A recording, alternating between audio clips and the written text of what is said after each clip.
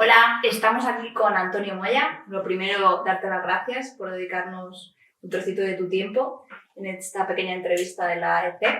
Y bueno, como todos, muchos de vosotras sabréis, Antonio tiene muchísimo que contar en esto de la calidad de software. Yo nací en 1986 y Antonio ya estaba dándolo todo en Ericsson. Y me gustaría comenzar por tus inicios. ¿Cómo comenzaste? Pues mira, mi inicio se puede resumir en lo que le pasó a San Pablo, San Pablo de Tarso, cuando se cayó del caballo porque lo iluminó el Señor. Yo viví la iluminación realmente. Empecé a trabajar en Ericsson y lo primero que empecé en un proyecto que en aquella época Ericsson estaba empezando con las centrales digitales. Todo era hardware, semiautomática, y entonces a mí me pusieron en un grupo de trabajo y me dieron unas cosas para hacer y dije, ¿y esto cómo se hace? Tú piensas cómo se puede hacer así de esa manera. Te busca la vida. De vez en cuando aquello me pareció un poco allá, porque nos reuníamos cada 2 por 3 para ver qué hacíamos cada uno y poner en contacto a los distintos diseñadores. Se hizo hardware y software y yo veía que aquello no avanzaba y no avanzaba y no avanzaba. Y me ocurría que yo llegaba, presentaba algo y otro que estaba trabajando en el interfaz conmigo lo había cambiado y yo ni me había enterado. O yo lo había cambiado y él tampoco se había enterado. No teníamos una metodología. Y entonces acabó que el proyecto se vendió en la isla Fiji, no sé si en Brasil, y nunca más se supo de aquello. ¿Por qué? Porque llegó un montón de años tarde, no sé cuánto. Yo cuando entré ya llevaban años trabajando.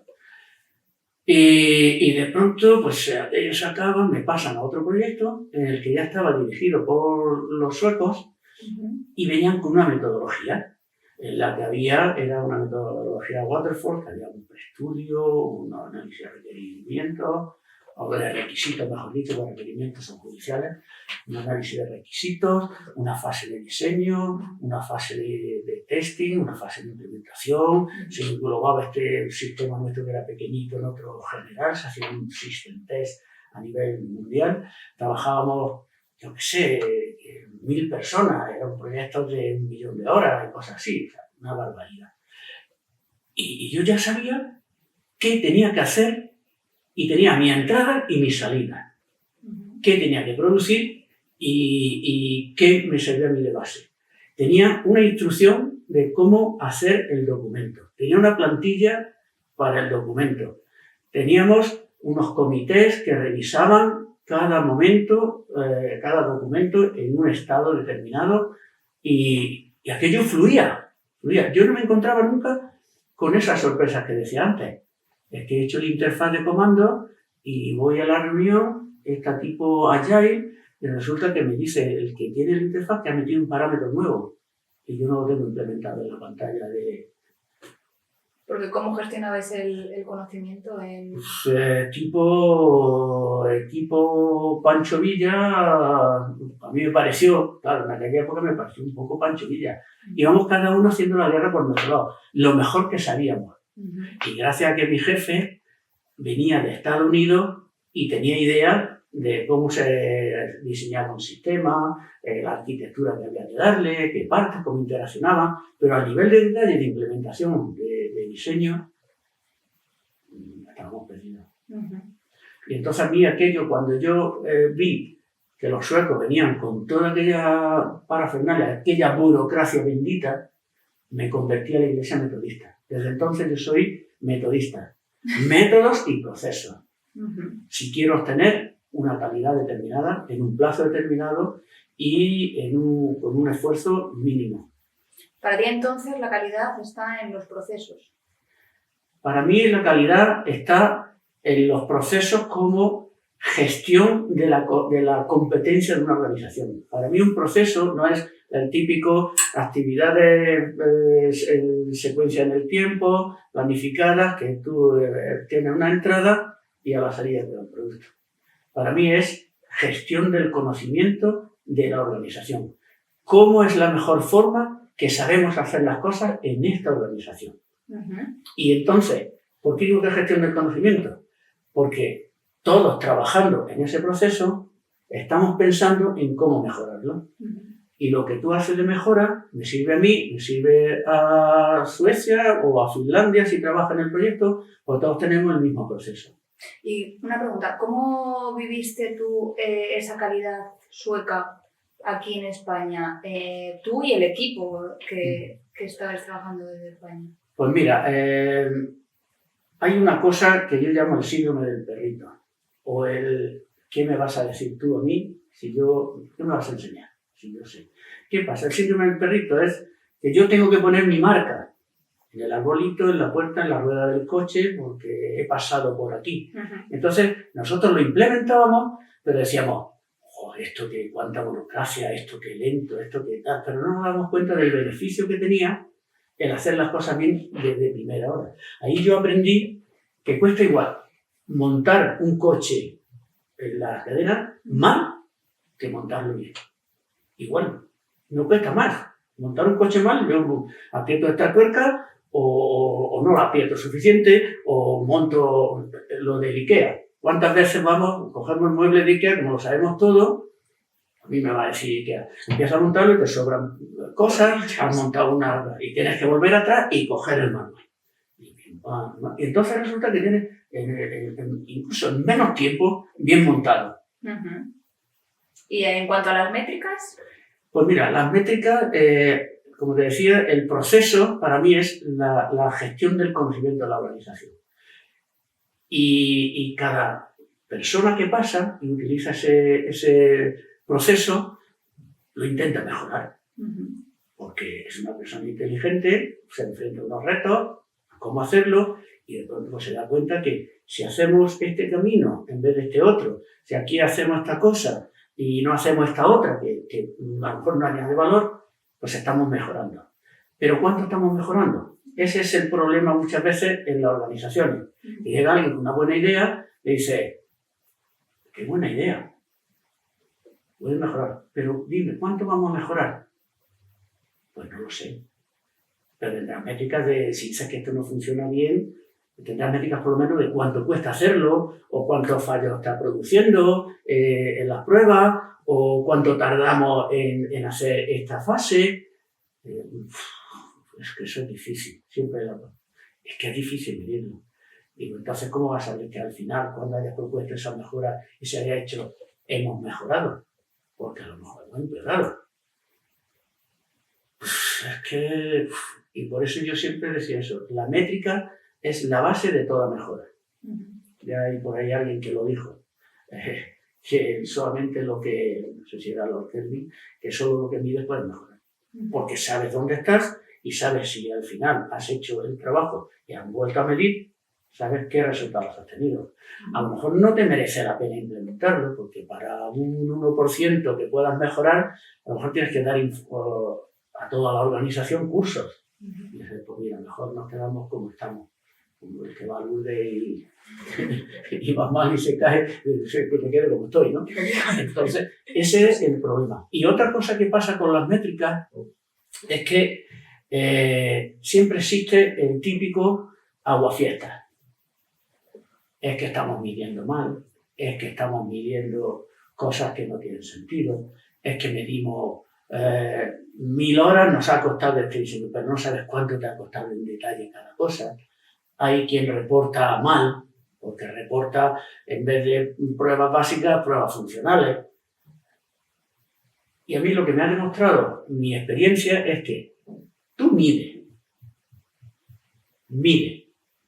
como se está haciendo la organización, y mide sucesivas veces, porque la organización tiene una inercia.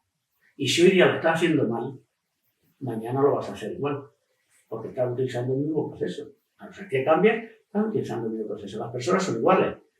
Y al final, el que se equivoca, pues como en el fútbol, se equivoca una vez a favor y otra vez en contra. Pero tú sabes el término medio, sabes que tienes tantos puntos, que está en este punto de la clasificación y tal.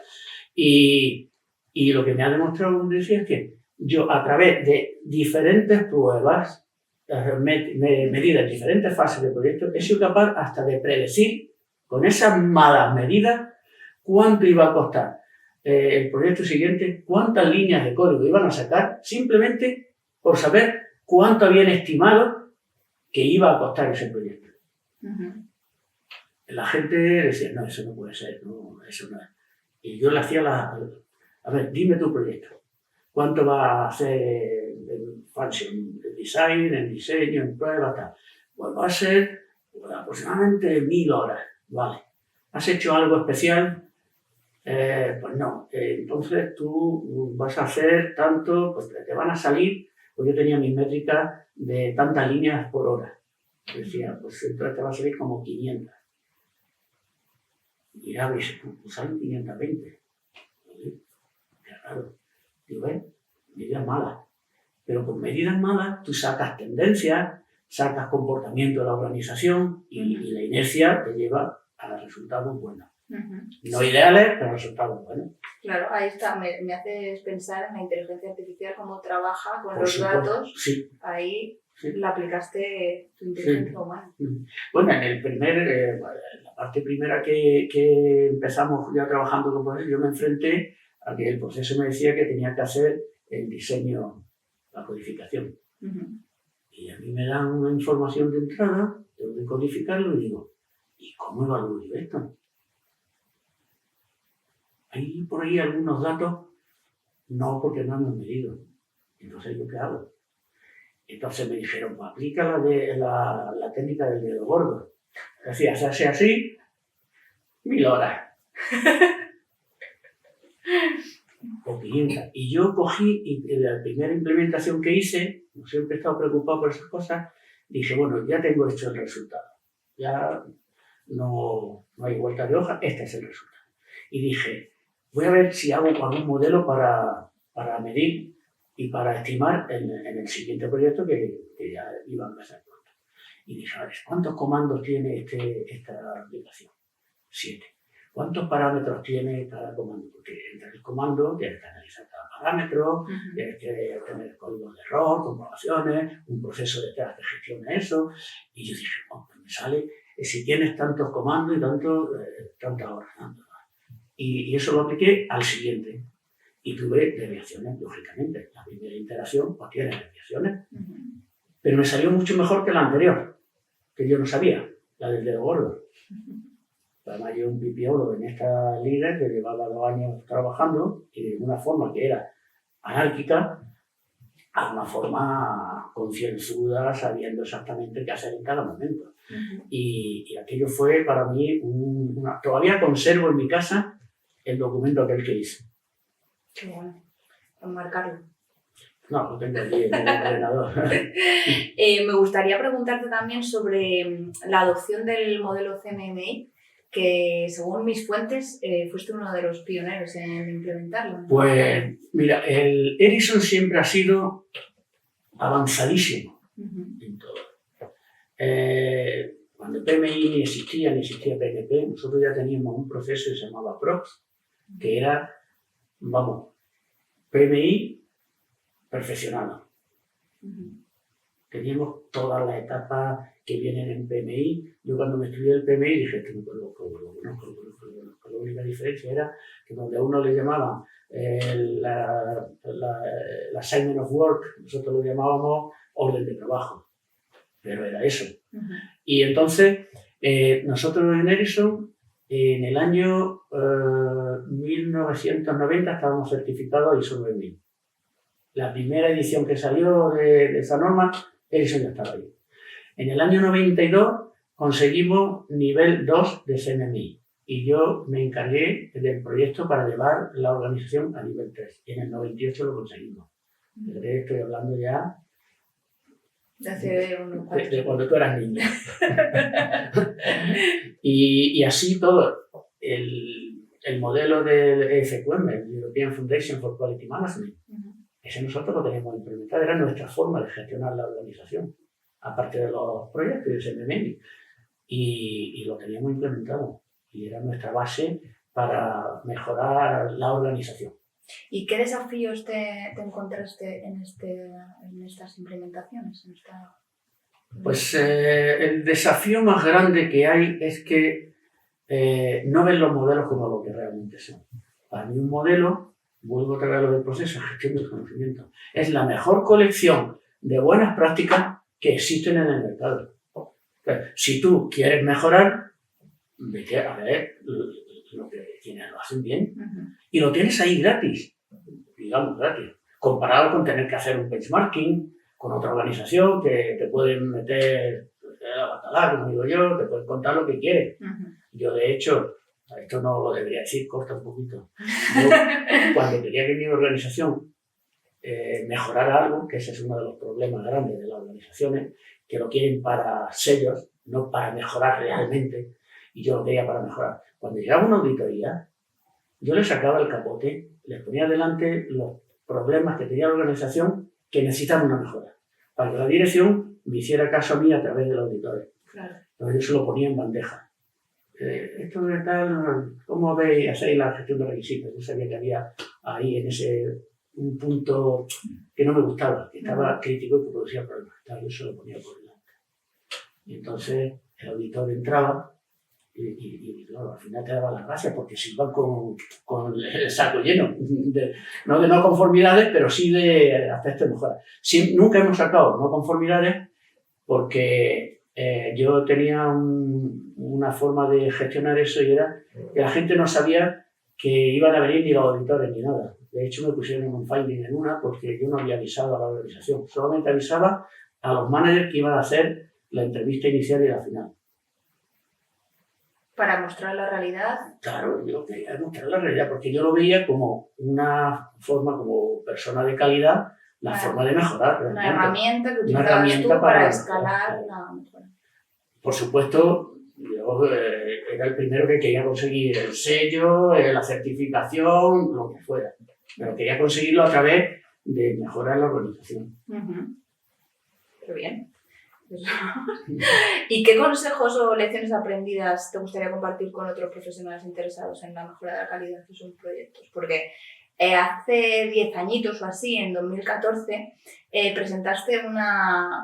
hiciste una presentación aquí en la AEC que se llamaba Aprender de los errores, inteligencia o estupidez.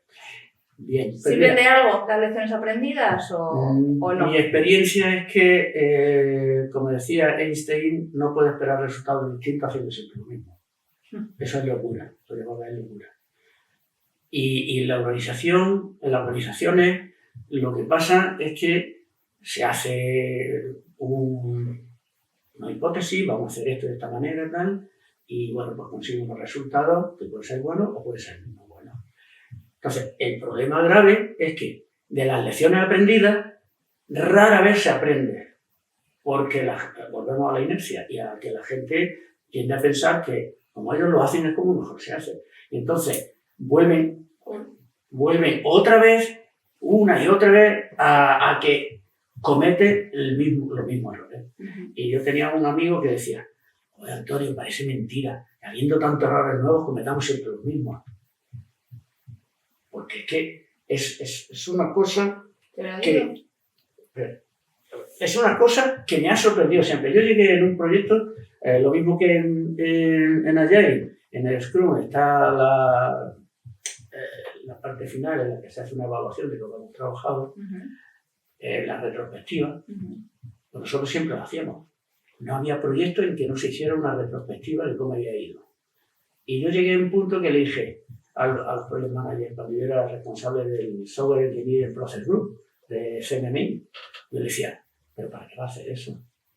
Pues es que hay que hacerlo, el proceso lo dice. Digo, no, el proceso no dice eso. Que ese es otro de los problemas. La gente tendemos a tener el proceso como enemigo y no como amigo. Es que el proceso dice esto para lo que a ellos les interesa. Pero cuando el proceso tiene algo importante que tienes que hacer, dices, es que esto no está burocracia. Y entonces el problema fundamental es que no tenemos esa conciencia de que nos está ayudando. Y yo le decía a este project manager, ¿para qué vas a perder 200 horas? Porque juntábamos a todo el proyecto. Durante 3 o 4 horas una sesión de brainstorming y yo le decía, cuando lo termine, pásamelo. Y cogía el del proyecto anterior y le decía, mira, ven, falta de los requisitos no están claros, falta de personal, competencia no insuficiente, retraso no sé qué. ¿Qué medida implementada? Pues hemos hecho esto, esto y esto. Mira, es lo mismo que tiene aquí. Por eso te decía que no lo hiciera. Coge el anterior, le cambia el nombre, cambia la fecha, proyecto distinto y tiene lo mismo. Si acaso me hubiera salido algo especial que los otros no había habido. Y era un calco detrás de otro. ¿Qué lecciones hemos aprendido? Sí, muy importante. Si hacemos lo mismo que la anterior, tenemos los mismos resultados. Y cometemos errores, no hay problema.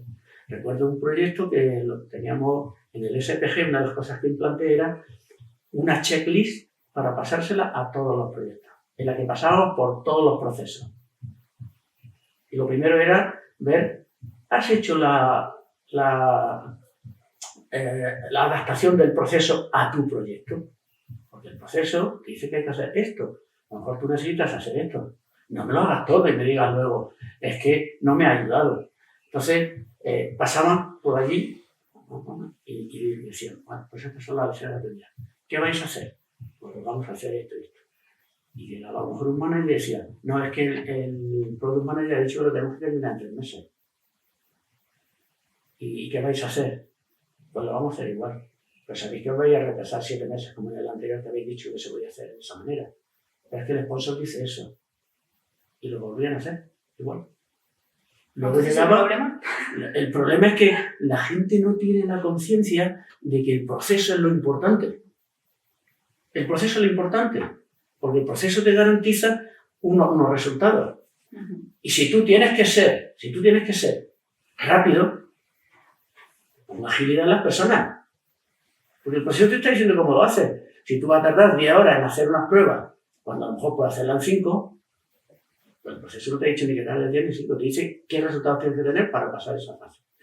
No se ha aplicado. Aplica el mejor conocimiento que tengas para que eso funcione así.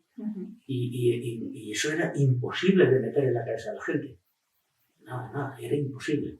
Así que yo las lecciones aprendidas es no hagas las cosas como la vez anterior porque te va a sacar el mismo resultado, y conciencia a las personas que tienen el proyecto de que lo fundamental es seguir el proceso adaptado a tu proyecto para conseguir las metas que tú quieres y que el cliente quiere.